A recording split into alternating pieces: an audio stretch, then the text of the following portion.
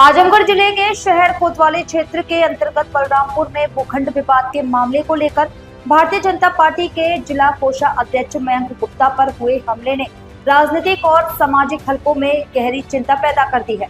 इस गंभीर घटना पर अपनी प्रतिक्रिया व्यक्त करते हुए भाजपा के निवर्तमान जिला अध्यक्ष सूरज श्रीवास्तव ने कहा कि पार्टी के समर्पित कार्यकर्ता एवं पदाधिकारी पर इस प्रकार का हमला न केवल निंदनीय है बल्कि कानून व्यवस्था पर भी बड़ा प्रश्न चिन्ह खड़ा करता है। उन्होंने प्रशासन से कड़ी कार्यवाही की मांग करते हुए कहा कि दोषियों को किसी भी कीमत पर बख्शा नहीं जाना चाहिए। साथ ही उन्होंने स्पष्ट किया कि भारतीय जनता पार्टी हमेशा अपने कार्यकर्ताओं और पदाधिकारियों के साथ खड़ी है और इस प्रकार की घटनाओं से उनका मनोबल टूटने वाला नहीं है।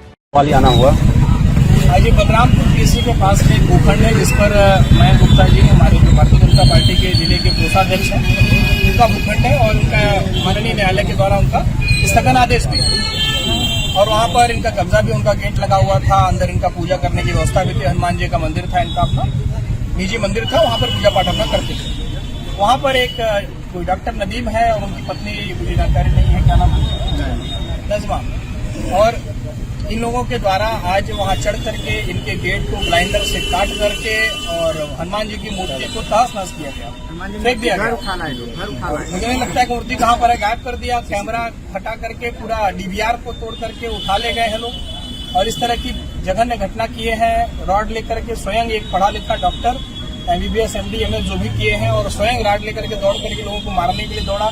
इन पे प्राणघातक हमला हुआ तो इन्होंने CO महोदय को कॉल करके और कोतवाल को कॉल करके सूचना दिया, मुझे सूचना दिया, तो सभी अधिकारियों को भी लगाया गया उसमें। और उसके बाद मौके पर पुलिस ने पहुंच करके वहां पर शांति व्यवस्था कायम किया। इसमें सरासर जो डॉक्टर है उनकी मंशा बहुत खराब है। जिस तरह से हमारे हिंदू देवता का अपमान किया, उन्होंने हनुमान जी की मूर्ति को फेंक दिया और किसी के घर में घुस करके, जिसका कोर्ट से स्थगन आदेश है, या तो डॉक्टर नदीम कोर्ट को नहीं मानते हैं, कोर्ट से वो बड़े हैं, भले वो एक चिकित्सकीय पेशा में, इसका मतलब ये नहीं होता है कि किसी हिंदू देवी देवता का वो अपमान करेंगे।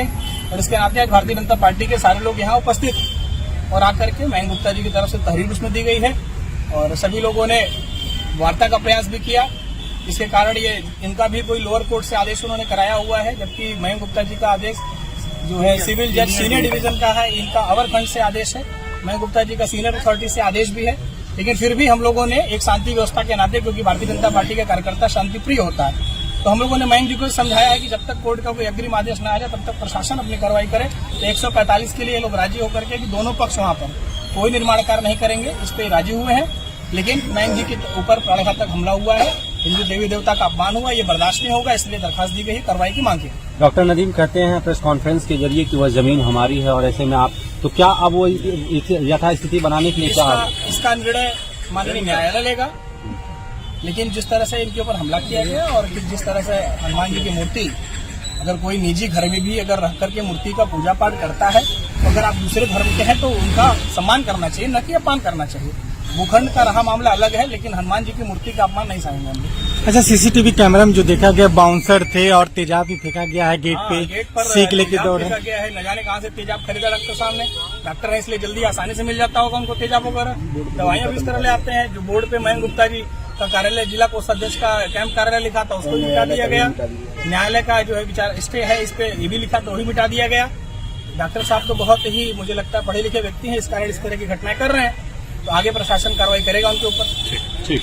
अगर आपको यह वीडियो पसंद आई हो तो वीडियो को लाइक करें, चैनल को सब्सक्राइब करना ना भूलें और अपनी राय हमें कमेंट में जरूर बताएं ताकि हर जरूरी अपडेट आप तक सबसे पहले पहुंचे। धन्यवाद।